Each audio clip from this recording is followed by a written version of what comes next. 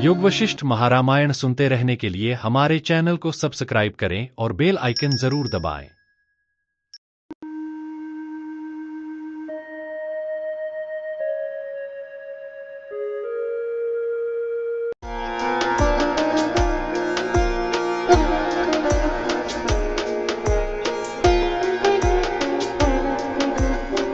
योग वशिष्ठ महारामायण उपशम प्रकरण सर्ग 76। संसार रूपी जलधि, स्त्री रूपी तरंग, उसके तरन का उपाय और तरने के अनंतर सुख पूर्वक विचरण का वर्णन। महाराज वशिष्ठ जी ने कहा, हे राघव, ये समस्त जगत अविज्ञात ब्रह्म से ही आविर्भूत होते हैं। आत्मा और अनात्मा के अविवेक से वे स्थिरता को प्राप्त होते हैं और विवेक से प्रशांत अर्थात विनष्ट ही हो जाते हैं। ब्रह्म रूपी समुद्र में जगत समूह रूपी जल के तरंगों की गिनती कौन कर सकता है? क्या कोई सूर्य किरणों से संबंध रखने वाले त्रस रेणुओं की गिनती कर सकता है? हे राम जी, आत्मा का यथार्थ ज्ञान न होना ही जगत की स्थिति में कारण है और आत्मा का यथार्थ ज्ञान ही संसार के विनाश में कारण है, यह आप जानिए। हे श्री राम जी, यह संसार सागर ऐसा घोर है कि इसके पार हो जाना अत्यंत दुष्कर है। युक्ति और प्रयत्न के सिवा इसका तरन नहीं किया जा सकता। उसी संसार सागर का वर्णन करते हैं जिसके मोह रूपी जल से भरा गया पूर्ण यह संसार रूपी सागर, जो कि मरण रूपी अगाध आवर्त से और बड़े बड़े तरंगों से व्याप्त कोटरों से युक्त है और जिसमें चक्कर काट रहे पुण्य रूपी फेन है, धधकता हुआ नरक रूपी बड़वानल है और तृष्णा रूप चंचल लहरिया है तथा जल में उत्पन्न हुआ मन रूपी जल हाथी है, जिसमें जीवित रूपी नदियां लीन हो जाती है एवं जो विषयोपभोग रूपी रत्नों की पिटारी है, क्षुब्ध रोग रूपी सर्पों से आक्रांत है, जिसमें इंद्रिय रूपी मगरों की घर घर ध्वनि होती है। श्री राम जी, देखिए तो सही, इसमें अत्यंत चपल बड़े बड़े शिखरों की नाई धीर महानुभावों का आकर्षण करने की क्षमता रखने वाली मुग्ध अंगना रूपी विस्तृत बीचियां हैं।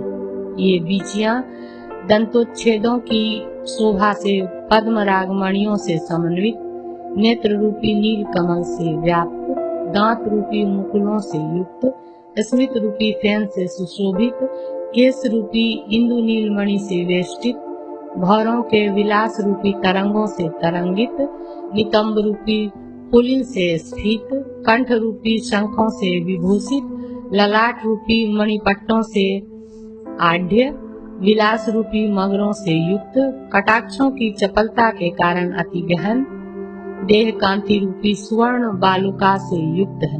इस प्रकार की अति चंचल लहरियों के कारण जो अत्यंत भयंकर है, उसमें निमग्न हुआ पुरुष यदि बाहर हो जाए तो यह परम पुरुषार्थ ही होगा। प्रज्ञा रूपी बड़ी नौका और विवेक रूपी नाविक के रहने पर यदि इस संसार रूपी सागर से जो पार नहीं हुआ, उस पुरुष को धिक्कार है। हे श्री राम जी, अपारावार यानी असीम संसार समुद्र का आत्म तत्व के दर्शन से बांधकर उसको चारों ओर से प्रमेय ब्रह्म स्वरूप बनाकर जो प्रवेश करता है, यानी प्रत्येक आत्मा को भी जो तद्रूप प्राप्त करता है, वही पुरुष कहा जाता है। हे श्री राम जी, आर्य यानी बड़े बड़े तत्वज्ञों के साथ ब्रह्म का विचार कर तथा वैसी बुद्धि से संसार सागर का अवलोकन कर तदंतर यानी तत्व ज्ञान के अनंतर ब्रह्म रूपता को प्राप्त हुए जगत में क्रीड़ा शोभित होती है, अन्यथा नहीं। हे साधो, इस संसार में आप धन्य हैं, क्योंकि विचार प्रवीण बुद्धि से आप इसी बाल अवस्था में धन्यता के कारण ही इस संसार के विषय में विचार करते हैं। हे श्री राम जी, आपकी नाई संसार का विचार प्रवीण आदि उत्तम बुद्धि से पहले विचार कर जो अधिकारी पुरुष ब्रह्म में अवगाहन करता है वह कभी संसार में फंसता नहीं है। हे श्री राम जी, जैसे गरुड़ जी के द्वारा अमृत लाने के पहले सर्पों की उपेक्षा की गई थी, फिर माता के शाप विमोचन के अनंतर उनका निशेष उपभोग किया जाता है, वैसे ही सबसे पहले इस प्रकार के समान भय देने वाले भोगों के स्वरूप का बुद्धि से विचार कर उनकी उपेक्षा करनी चाहिए और फिर उनका उपभोग करना चाहिए। लोक में भी राजकीय विभूति के उपभोग में यह न्याय प्रसिद्ध है। विचार पूर्वक राज प्रसाद और राज अनुग्रह आदि रहस्य का प्रत्यक्ष कर जिन राज विभूतियों का उपभोग किया जाता है वे जंतु को महान मोक्षात्मक उदय देने वाली होती है और बाकी की केवल दुख के लिए है। तत्व ज्ञान के बाद ही भोग जरणोपादक विशेषण संपत्ति प्राप्त होती है, उसके पूर्व नहीं। जिसने तत्व को जान लिया है ऐसे पुरुष के बल, बुद्धि और तेज उस प्रकार बढ़ते हैं जिस प्रकार वसंत ऋतु से युक्त वृक्ष के सौंदर्य आदि गुण बढ़ते हैं। श्री रामचंद्र जी को भोग जरण की सामर्थ्य नहीं है। इस आशंका का परिहार करने के लिए तत्वबोध संपत्ति दिखलाते हैं। हे विदित तत्व श्री रघुनंदन, तुम रसायन से परिपूर्ण, सुशीतल यानी त्रिविध तापों से शून्य, निर्मल, सम और विस्तृत श्री से पूर्ण चंद्र की नाई अत्यंत विराजित हो रहे हो। 76वां सर्ग समाप्त। उपशम प्रकरण सर्ग 77। मंदार माला की नाई विद्वानों को मस्तक और गले में धारण करने योग्य माला का जीवन मुक्तों के गुणों से वशिष्ठ जी द्वारा गुम्फन। श्री रामचंद्र जी ने कहा, हे मुनिवर, जिसने ब्रह्म तत्व रूप चमत्कार का अपरोक्ष साक्षात्कार कर लिया है, ऐसे तत्वज्ञ विद्वान का उदार चरित्र आप हमसे समासतः यानी यत्र तत्र जहाँ कहीं कहा गया है उसका संग्रह कर कहिए, क्योंकि आपके वचन में तृप्ति किसको हो सकती है। महाराज वशिष्ठ ने कहा, हे महाबाहो, अनेक बार मैंने आपसे जीवन मुक्त के लक्षण कहे हैं, फिर भी मैं जो यह संग्रह कर आपसे पुनः कह रहा हूँ उसे आप सुनिए। भद्र, जिसकी समस्त ऐसनाएं यानी विषयाभिलाषाएं निकल गई है, ऐसा आत्मवान तत्वविद पुरुष इस दृश्यमान अखिल जगत को सर्वत्र सुषुप्त की नाई यानी व्यवहार दृष्टि से सुषुप्त के समान तमः स्वरूप मात्र सदा देखता है और परमार्थ दृष्टि से बाधित की केवल अनुवृत्ति होने के कारण असत की नाई अनासक्ति पूर्वक देखता है। जिसने आत्मज्ञान प्राप्त कर लिया है, ऐसा आत्मज्ञानी पुरुष कैवल्य को प्राप्त हुआ सा चारों ओर प्रसुप्त मन से युक्त सा तथा पूर्णमान आनंदवान सा अवस्थित रहता है। तत्वज्ञ पुरुष अपने चक्षु आदि से देखे गए और पीछे हाथ आदि से परिगृहित हुए भी अन्न, वस्त्र आदि वस्तुओं का बुद्धि से ग्रहण नहीं करता। वह अंतर्मुख होने के कारण अत्यंत उदार और समस्वरूप है। श्री राम जी, जो शांत बुद्धि से संपन्न विद्वान है, वह अंतरात्मा में लीन दृष्टि से यह जनता का व्यवहार असंग उदासीन आत्मा की केवल सन्निधि से प्रवृत्त होने के कारण काष्ठ निर्मित जड़ प्रतिमा के संचार के सदृश है, ऐसा जानकर हंसता रहता है। तत्वविद भविष्य की न अपेक्षा करता है, न वर्तमान में अवस्थिति यानी समासक्ति करता है, न भूतकालीन वस्तु का स्मरण करता है और सब कुछ करता भी है। व्यवहारिक वस्तुओं के विषय में सुप्त प्राय होता हुआ भी अपनी आत्मा में जागृत रहता है। भगवान ने गीता में कहा भी है, या निशा सर्वभूतानां तस्यां जागर्ति संयमी, यानी अज्ञ जीवों के प्रति सर्वथा अज्ञात होने के कारण उनके लिए निशा स्वरूप जो आत्मा है उसमें ज्ञानी पुरुष जागता रहता है। सब कुछ कर्म करता है तथापि भीतर से कुछ नहीं करता। तात्पर्य यह हुआ कि व्यवहार में अत्यंत कुशल भी वह प्रसुप्त ही रहता है, अतः व्यवहार कौशल से जनित फल से संबंध नहीं होता, इसलिए उसकी स्थिति सदा एक सी ही रहती है, ऐसा कहते हैं। अपने भीतर संपूर्ण वस्तुओं का परित्याग करने वाला तथा सदा भीतर इच्छाओं से वर्जित तत्ववेत्ता बाहर से यानी ऊपर ऊपर से उन्मना होकर कार्यों को कर रहा भी एक रूप से ही स्थित रहता है। जिसने बाहर से समस्त वस्तुओं की इच्छा की है, जो समयानुसार प्राप्त हुए तत्त देह वर्ण और आश्रमों के उपयोगी कर्मों में तथा पिता पितामह आदि क्रम परंपरा से प्राप्त हुए राज्यादि काम बंधुओं के कार्य तथा दान मान आदि कर्मों में केवल अनुवृत्ति रखने वाला, समस्त सुख भोगों का जो आत्मस्वरूप समझने वाला अथवा समस्त सुख भोगों का स्वयं ही आत्मस्वरूप है। इसीलिए अज्ञानियों की दृष्टि में भोग काल में समस्त विषयाभिलाषाओं में अवस्थित तत्ववेत्ता समस्त कर्मों को करता है, परंतु उसने कर्तृत्वाभिमान का परित्याग कर रखा है। प्रकृत तत्वज्ञ उदासीन पुरुष की नाई अवस्थित रहता है।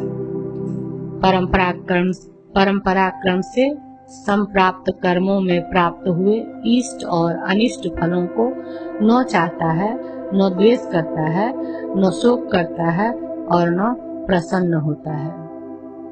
जो तत्वज्ञ है वह अनुकूल और प्रतिकूल आचरण में तत्पर प्राणी के ऊपर अनासक्त चित्त से, भक्त के विषय में भक्त के आचरण से और शठ के विषय में शठ के सदृश स्थित है।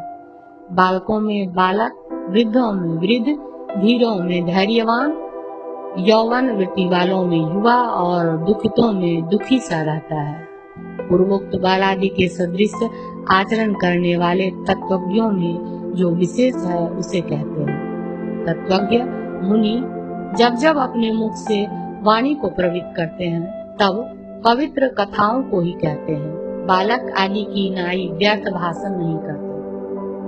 उनका अंतःकरण दीनता से वर्जित है। वे धीर बुद्धि वाले, उदित आनंद से युक्त तथा दक्ष रहते हैं और लोक में उसके पुण्य चरित्रों का वर्णन होता है। प्राज्ञ प्रसन्न और मधुर रहता है। अपनी प्रतिभा के उदय में पूर्ण, खेद रूपी दुर्गति से रहित तथा समस्त मनुष्यों में स्निग्ध बंधु भाव रखने वाला होता है। तत्वज्ञ उदार चरित और उदार आकार से युक्त है, सम है, सौम्य सुख का समुद्र है, सुस्निग्ध है, उसका स्पर्श सर्वविध संताप का अपहरण करने वाला और वह पूर्ण चंद्र की नाई पूर्ण उदय से समन्वित है। तत्वज्ञ महात्माओं को पुण्य कर्मों के अनुष्ठान से न कोई प्रयोजन है और न भोगों से एवं लौकिक कर्मों से प्रयोजन है, न निषिद्ध कर्मों से, न भोगों के परित्याग से और न बंधुओं से ही प्रयोजन है। उसका न आवश्यक कार्यों के और ऐहिक और पारलौकिक फल के हेतु कर्मों के आरंभ से प्रयोजन सिद्ध होता है एवं न कर्मों के अभाव से, न बंध से, न मोक्ष से, न पाताल से और न स्वर्ग से ही उसका प्रयोजन है। तत्वज्ञ महानुभाव ने जब समस्त जगत की स्वरूपभूत अद्वितीय आत्मरूप यथार्थ वस्तु का भली प्रकार परिज्ञान कर लिया, तब उसका मन सांसारिक सुख और दुख एवं दुख कारणों की निवृत्ति स्वरूप मुक्ति, इन दोनों के बीच में कहीं भी कार्पण्य से युक्त नहीं होता। सम्यक ज्ञान रूपी अग्नि से जिसके संदेह रूपी जाल पिंजरे विनष्ट हो गए हैं, उस महात्मा का चित्त रूपी पक्षी निसंशय पर्याप्त रूप से उड़ जाता है। ऐसी स्थिति में तत्वज्ञ के मन में कार्पण्य की संभावना ही नहीं है। जिसका अंतःकरण भ्रांति से विनिर्मुक्त होकर ब्रह्म स्वरूप हो गया हो, वह आकाश की नाई सभी दृष्टियों में न अस्त को प्राप्त होता है और न उदय को प्राप्त होता है।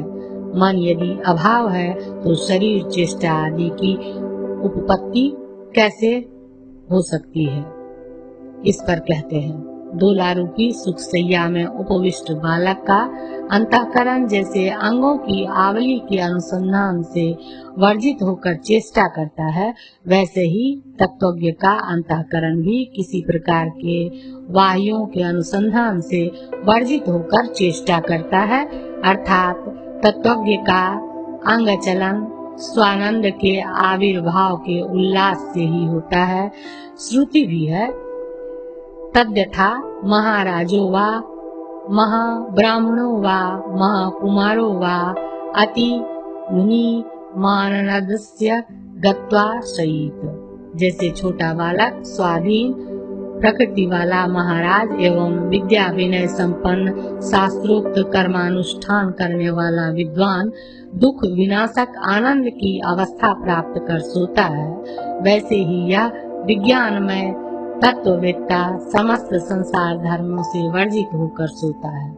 जिसका पुनर्जन्म मंद हो जाता है, ऐसा आनंद सागर में निमग्न तत्ववेत्ता गुणमान शराबी की नाई अनुपादेय बुद्धि से कृत का किए गए कर्मों का और अकृत का स्मरण नहीं करता, क्योंकि अनुपादेय बुद्धि से उसकी नियमता कृताकृत की स्मारक क्रिया फलोपादेयता बुद्धि नष्ट हो गई है। श्री राम जी, जिसके समस्त अर्थ अनुपादेय हो गए हैं, ऐसा तत्ववेत्ता सब प्रकार से समस्त वस्तुओं का ग्रहण भी करता है और परित्याग भी करता है। यूं बालक के सदृश उसकी चेष्टा रहती है।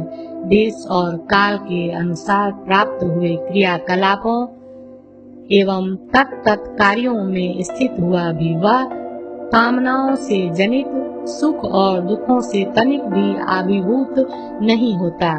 तत्वज्ञ ऊपर ऊपर से समस्त अर्थों को करता है, पर भीतर किसी प्रकार की इच्छा न रहने के कारण बाह्य अर्थों में सत्यता बुद्धि से किसी तरह की आस्था नहीं करता और न उससे जनित फलों की चाहना ही करता है। सन्निहित भी दुखावस्था की उपेक्षा नहीं करता और न सुखावस्था की अपेक्षा ही करता है। कार्यों के सफल होने पर न हर्ष करता है और न कार्यों के विनष्ट होने पर खिन्न होता है। यदि सूर्य शीतल प्रकाश वाला हो जाए, चंद्रमा का मंडल तपने लग जाए, अग्नि की ज्वाला नीचे की ओर हो जाए, यानी अधोमुख होकर अग्नि जलने लगे, तो भी तत्वज्ञ को आश्चर्य बुद्धि नहीं होती। क्योंकि आश्चर्य बुद्धि नहीं होती क्यों? तो इस पर कहते हैं, चूंकि तत्ववेत्ता पुरुष यह जानता है कि पर ब्रह्म चिदात्मा की असीम ये माया शक्तियाँ इस प्रकार प्रस्फुरित हो रही हैं, इसलिए सैकड़ों आश्चर्यजनक घटनाओं के होने पर भी उसको आश्चर्य नहीं होता। तत्वज्ञ मुनि दया और दीनता का परिग्रह नहीं करता, वह क्रूरता का आश्रय नहीं लेता, न लज्जा का अनुसंधान अनुभव करता है और न निर्लज्जता का अनुभव करता है। वह कभी भी दीनता युक्त स्वरूप वाला नहीं होता, कभी उद्धत स्वरूप वाला नहीं होता और न कभी प्रमत्त, न खिन्न, न उद्विग्न और न हर्ष युक्त ही होता है। शरतकालीन आकाश की नाई अत्यंत निर्मल विस्तृत, इसके चित्त में उस प्रकार कोप आदि उत्पन्न नहीं होते जिस प्रकार आकाश में धान के अंकुर उत्पन्न नहीं होते। जिसमें प्राणी अविरत मरते और उत्पन्न होते हैं, ऐसी जगत की स्थिति में कहाँ, किस प्रकार और कौन यह सुखिता और दुखिता होगी? किम शब्द का 3 बार विभिन्न रूप से उपयोग इसलिए किया गया है कि देश काल से, प्रकार से और स्वरूप से असंभावी तत्व का लाभ हो। जो कहा गया है उसका दृष्टांत से समर्थन करते हैं। जल में तरंग जनित फेनों के वेग पूर्वक भ्रमण में तथा प्राणियों की परंपरा में यह स्थिरता कहाँ और कैसे हो सकती है, इसलिए सुख दुख का प्रसंग क्या हो सकता है। प्रातिभाषिक जगत की दृष्टि रूपी सृष्टि में समक्ष सक्षम नर यानी मैं ही अपनी आत्मा में जगत रूप माया का सर्जन करता हूँ, इस प्रकार अनुभव कर रहे जीवन मुक्त महापुरुष न निरंतर प्राणियों से जनित असीम भाव एवं अभावों से नष्ट और खिन्न होते हैं तथा न उत्पन्न और प्रसन्न ही होते हैं। इस न्याय से हर एक क्षण में रूपांतर को प्राप्त होने वाले जगत के धर्मों में अनुवर्तमान स्थायी सत्स्वरूप आत्मा स्वप्न की नाई स्वरूप रूप में ही 6 प्रकार के भाव विकारों से युक्त दृश्य पदार्थों की प्रति क्षण कल्पना कर रहा अनुभव करता है। यही जीवन मुक्तों का निश्चय होने के कारण उनको हर्ष आदि की प्राप्ति कैसे हो सकती है, इस आशय से कहते हैं। जैसे रात्रि में निमेष में यानी क्षण क्षण में होने वाली भिन्न भिन्न स्वप्न दृष्टियां क्षण भर में उत्पत्ति और विनाश से युक्त होती है, वैसे ही ये लोक दृष्टियां भी क्षण क्षण में उत्पत्ति और विनाश से युक्त होती है।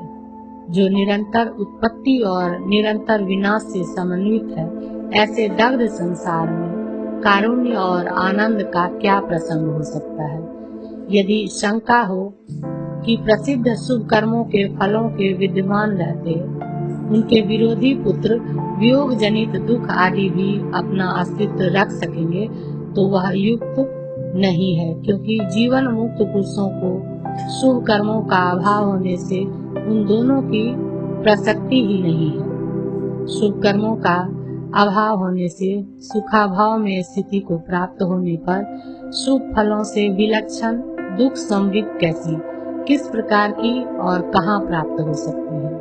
जो दुख दशा सुखानुभव के बाद अपना अस्तित्व प्राप्त कर अपने कार्य शोक मोह आदि कर्मों का विस्तार करती है, वह दुख दशा शुभ कर्मों का अभाव होने से सुख के शांत हो जाने पर खुद भी शांत ही हो जाती है। इसलिए बिना कारण के अस्तित्व से वह कैसे हो सकती है, यूं पूर्वोक्त अर्थ का ही स्पष्टीकरण किया गया है।